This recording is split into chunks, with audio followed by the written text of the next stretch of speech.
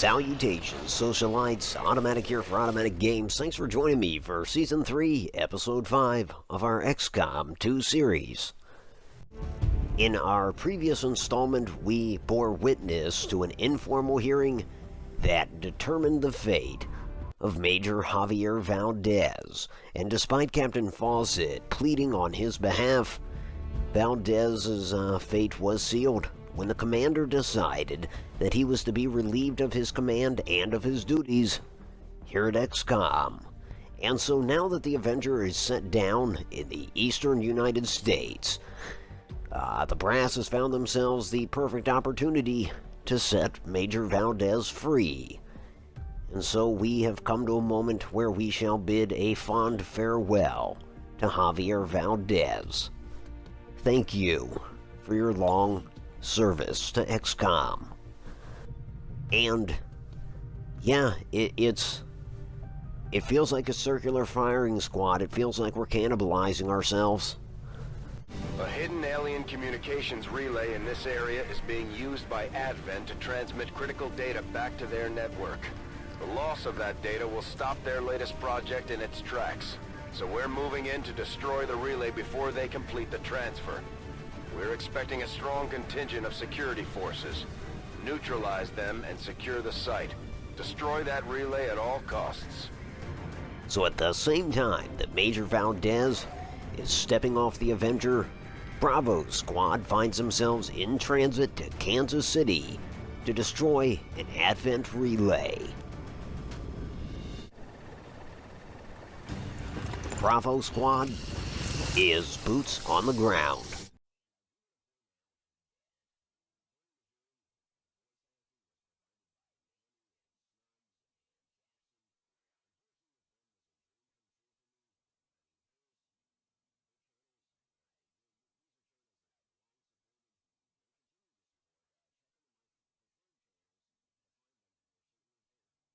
So we've got 3 on the grid, 1 mech, 1 Advent officer, and 1 shield bearer. Jbone's going to move up by Weasel. Let's see, Jackson's going to take position behind that sign. Otto will move up to this corner. Manzer will fall in just behind him. And DeNoble will set up in between Manzer and Jackson. And as to Weasel's plan, he wants to go ahead and fix these 3, utilizing Manzer's Frost Bomb. We're going to go loud on them, but in the meantime, Otto and Weasel will remain concealed and continue to approach the objective device.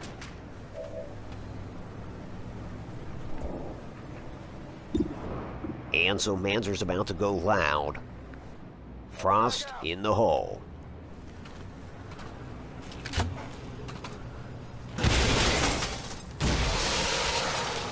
There you have it, folks. 3 frozen. As to the rest of the squad, with the exception of Weasel and Otto, we're going to open fire. We will start with Jackson. He's going to take a shot at that shield bearer. We want to take him out of the equation first so he doesn't buff his allies. And Jackson scores ahead. Went off the armor! As to Jbone, well, actually, let's get Otto out of her way. She and he will switch positions. Otto's going to move up, and he'll continue to move up just a little further. Oh boy, 3 more on the grid. That's 1 Codex, 2 Sectoids. As stated, Jbone's going to take Otto's former position. And she's going to take a shot as well. Hers, let's see, will be directed towards the officer. And she eats up some of his health. Good deal there. As to DeNoble, he too, like Jackson, is going after that shield bearer. And the shield bearer is down, having suffered a critical hit at the hands of DeNoble. Weasel, he's going to go long.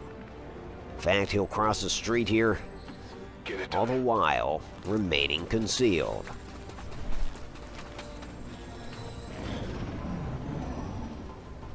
So we've got 5 on the grid, 2 frozen, then we've got a fully thawed out codex and 2 sectoids. Go ahead and have Manzer shift positions. Here I come.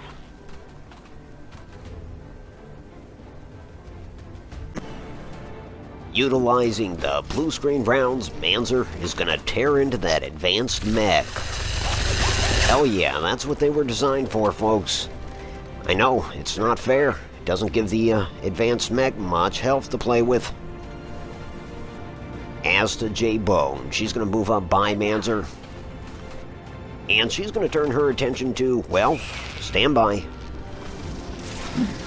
Enter the Codex and the Sectoid twins. Anyhow, she's going to focus on the officer and attempt to tear into his health, which she does.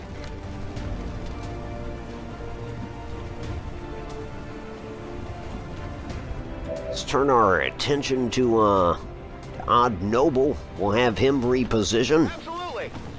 Want to put cover in between him and those newly advancing enemies. He's going to fire at the mech. If he scores a hit, and he does, then the mech is down. What did you expect? Good deal. As to Stonewall, he'll go after the officer.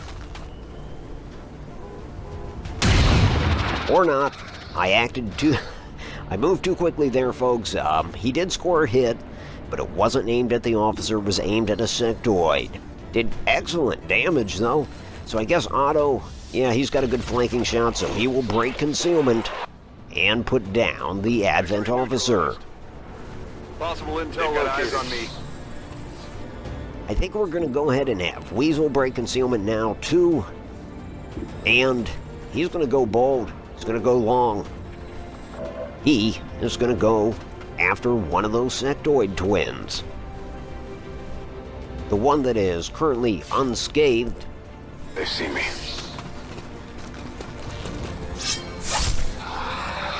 And, well, he hit. It's just I can't quite tell what he did. You know that was good. Okay, well, judging from what he said, the sectoid is down.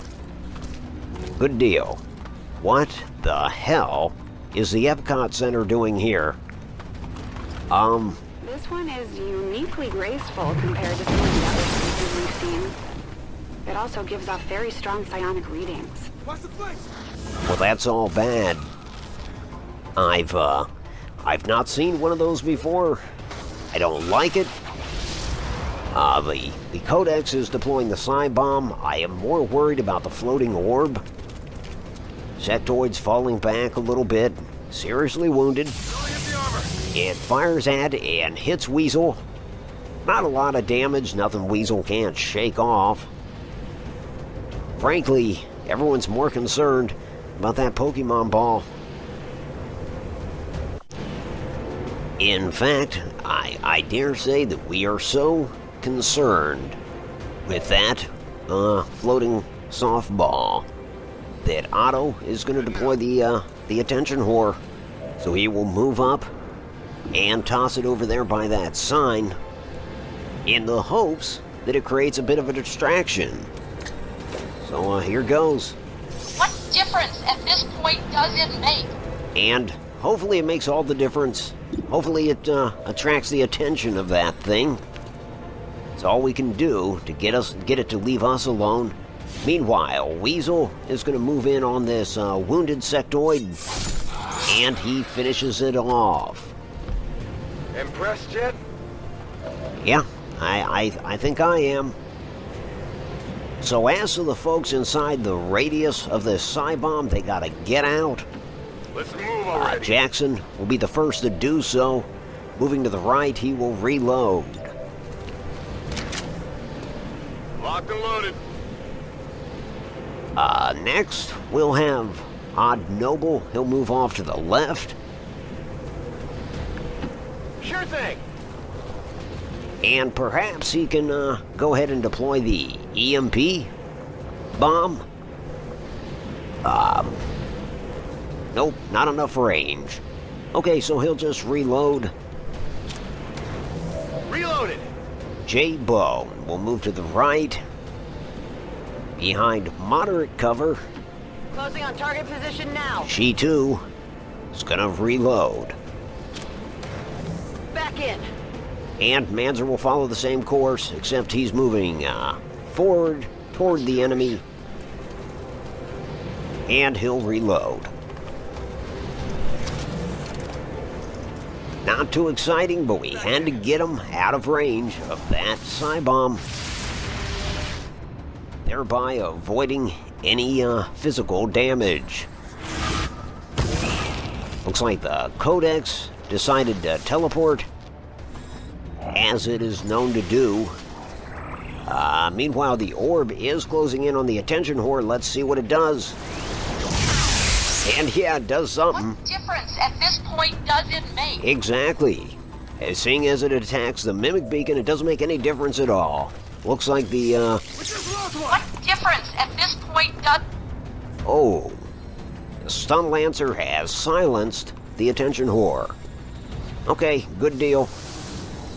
Shield bearer comes out, decides to buff its allies. They're bringing in reinforcements. And Advent reinforcements are inbound, as if we're not dealing with enough. So as the Manzer, he'll move up behind this good cover here. And he'll go ahead and deploy a plasma grenade. See if he can get all three in one go. That is to say, the shield bearer, the stun lancer, and their floating friend. And he can. It's not going to do anything to their health, but it will disrupt those shields a little bit.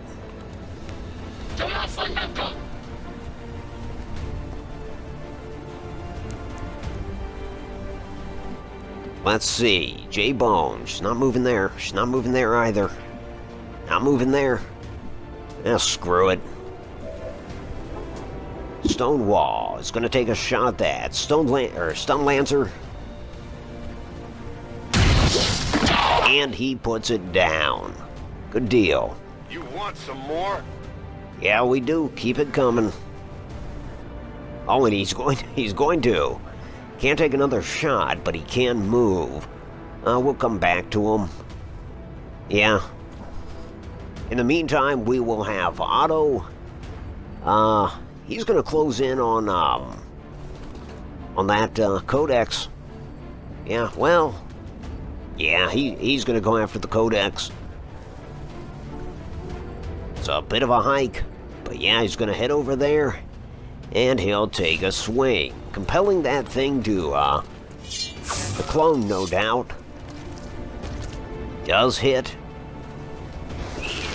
And indeed, the Codex clones. Its better half appearing down the street. Let's see, Jbone will move in that general direction, and she's going to take a shot at the nearest half of the Codex pairing. And she removes it from the equation. Hostiles pacified. So yeah, Stonewall will move. He'll go ahead and move up by this moderate cover. As to DeNoble, well, he better collect this gear. Otherwise, it's gone next round. Heading out.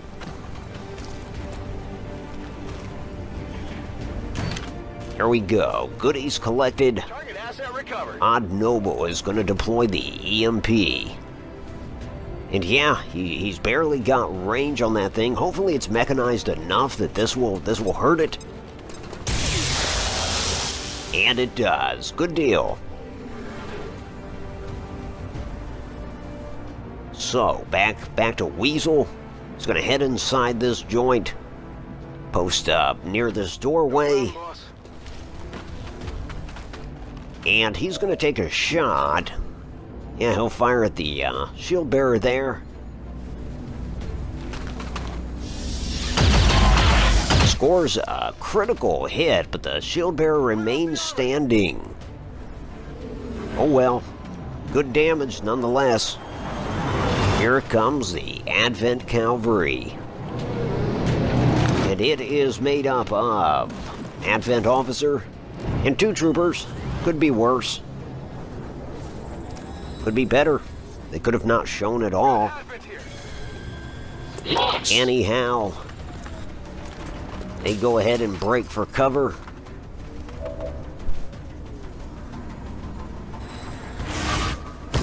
Codex changes positions via teleportation, aims at Jbone, scores a hit, unfortunately.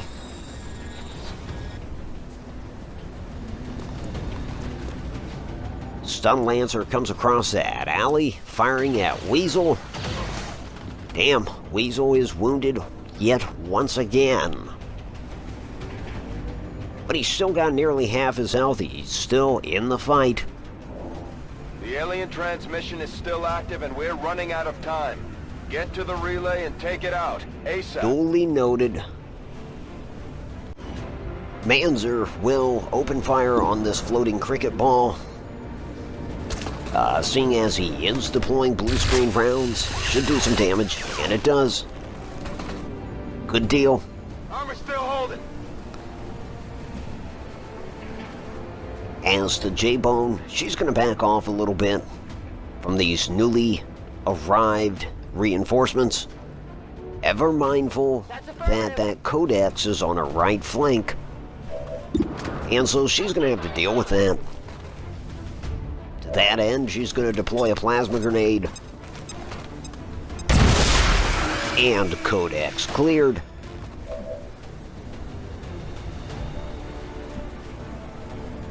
Let's see. As to Otto, he's just going to step around this pole a little bit. And he's going to put fire on this trooper. Ta-ta, trooper. Hostile target down. Stonewall, well, yeah, let's turn to DeNoble, have him move up behind this sign or whatever it is. And yeah, I don't know. Affirmative, covering now. Yeah, we'll just put him in Overwatch. Stonewall is going to take a shot at the orb. Good deal. Did some damage. Deflection. I mean, that thing's armor is certainly holding. As to Weasel, he wants to deal with this shield bearer. It did him wrong just a turn ago. And so, yeah, he's going to run up to it and swing at it. Swing and a hit. Stun Lancer down. Did you see So, that? yeah, that doesn't leave too many on the grid. I want to say, giant ball, the Advent Officer, and a trooper. I think that's accurate. Damn, the ball. Okay, so that's just armor. It's got tentacles. It reminds me of a beholder from Dungeons and Dragons. Oh, and it's a bit like a necromancer too, because it's raising the dead. Interesting. Officer takes cover by that corner. Gets a good flanking shot on Otto. It doesn't fire. It just points him out as a target. Trooper will be doing the shooting. And it's a miss. Good deal. So let's see. Manzer is going to shoot at the beholder thingy. I mean, he's got to, in the hopes that if that thing is destroyed, its zombies will fall as well. And that thing is destroyed. Keep it score. And sure enough, the Night of the Living Dead is over. And Manzer gets a promotion, as he should. As he should. I don't know about disco, but the disco ball is dead. On my way. Jbone will advance. Gonna fire at that officer. And yeah, it's good.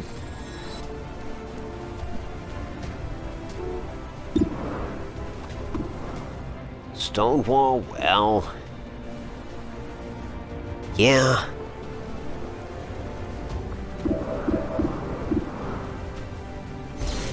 He's gonna take a sidearm shot with lightning hands. Yeah, I didn't get it. Yeah, I saw. Well, let's try it with a rifle. Damn. Ah, come on! Right. I'm thinking the same thing, Jackson. It's okay. You do enough. Otto is gonna come in close. Get up close and personal with this officer. Which pretty much pays off. The officer is pretty seriously wounded and on fire. You're on fire, dude.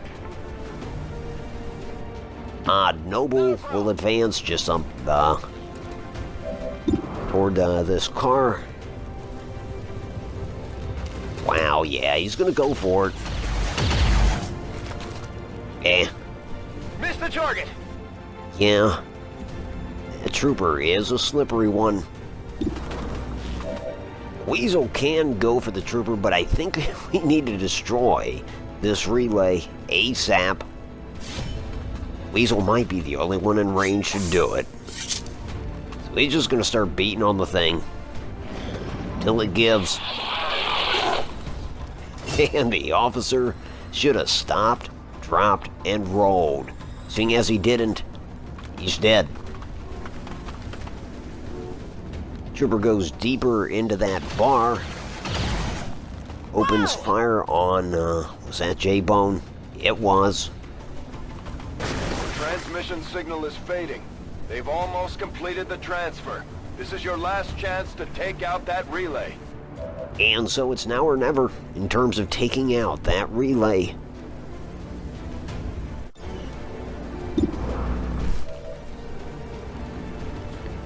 So, Weasel's gonna have a go.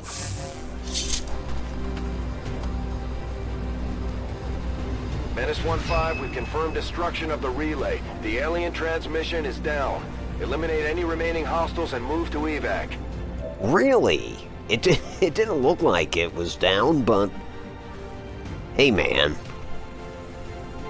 If Central says it's down, I'm gonna go with that. Jbone's gonna move up on and fire at this trooper. It's a hit, but things still standing.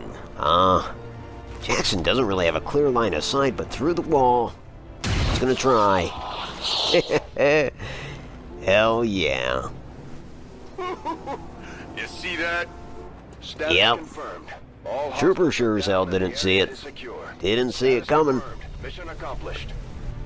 Well, folks, we met a new spherical friend and destroyed it. Permit me to clarify, while it was spherical, it was no friend. No friend at all. But we did kill it. And, pun intended, we had a ball. Sorry, I had to do that. Had to go there. Anyways, Bravo Squad has every reason to be proud of their actions down there in Kansas City. And of course, during this mission, you know, they wore their uniforms head to toe. How could they not after the last episode? The last thing they want is to incur the wrath of Colonel Van Dorn. But yeah, and I want to point out that the game didn't save after that mission and I lost footage, so I had to go back and reload the last save, which was in the last few minutes of the last mission. It was basically the last turn. We'd basically won anyways, but that trooper was still alive, and it took a shot at and hit DeNoble, and that is why, mysteriously, DeNoble is now wounded. So I had to point out that save scumming, So forgive me, but it didn't really affect much other than that wound. Anyways, as to promotions, DeNoble gets to choose between Implacable or Bladestorm. It's going to be Bladestorm all the way. That is a solid move. And next up is Manzer. Volatile Mix or Chain Shot. Well, he's more of a gunner than he is an explosives expert, so he's going to go with Chain Shot. And finally, that mysteriously wounded DeNoble. Maybe he hurt himself boarding the Sky Ranger, I don't know, but he's going to go for Scanning Protocol over Field Medic, seeing as he is not a medic. And in terms of gear, I mean, yeah, we brought back the Codex Brain, we brought back an Agility Booster, a Hair Trigger, but I tell you what I really want to look into is what the hell was that ball? Gatekeeper. Okay. So that's what we call a gatekeeper. Funny, we never found the gate, just its keeper. And that's what it looks like outside of its shell? Commander. So yeah, it does remind me of a beholder. This is creepy. I don't like it. And of course we brought back Peter Two Bears. Who will make a fine addition to Alpha Squad. And he's going to join Alpha Squad in a capacity that may not quite be anticipated by the rest of the squad. Yes, Van Dorn has yet another curveball up his sleeve. If you don't know where I'm going with this, stay tuned. You'll find out in a couple episodes. But in the meantime, let us take a look at his file. Peter Two Bears, codename Sandman, born Hardin, Montana, 25 July 2006. Sandman is a Native American from the Crow Reservation in Montana. He is a fierce warrior and an excellent pistol marksman, considered the quickest draw in his tribe. He and his brothers-in-arms ousted the Advent authorities in Billings, and then followed the warpath all the way to Kansas.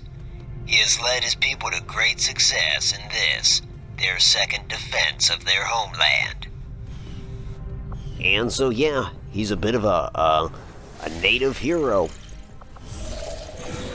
And hopefully it will carry... Oh dear. There's an interception imminent. Course for the Mexican Initiate evasive maneuvers.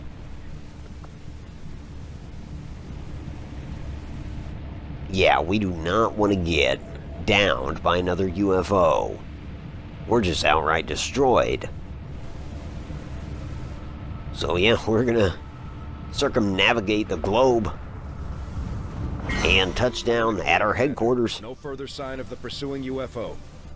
Thank you. Good deal. Gosh, how many times am I gonna say good deal during this episode? I'm just gonna end up naming it Good Deal. Commander, the aliens continue to make progress on the Avatar project. If we're going to slow them down, we'll need to move fast. Yeah. We do need to focus on the black site. I get that. But, you know, I kind of want to get into psionics, which would mean we would need a psi lab, which would mean we need additional power. And so we're going to go ahead and upgrade our power relay. And that'll get things going. Power relay upgraded.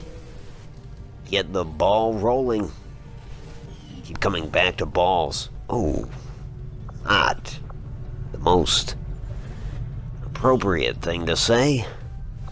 That could be spun. Anyways, the Psi Lab. Go ahead and initiate construction. Construction initiated. And with that done, before I make any more references to balls or say good deal again, I'm going to conclude this episode. I feel that is best. But yeah, that, what can I say? We're back on track, at least. You know, I think that the damage done by Van Dorn is just that, it's done.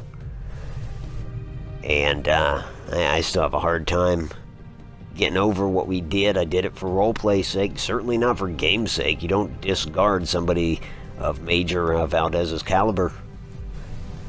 You just don't.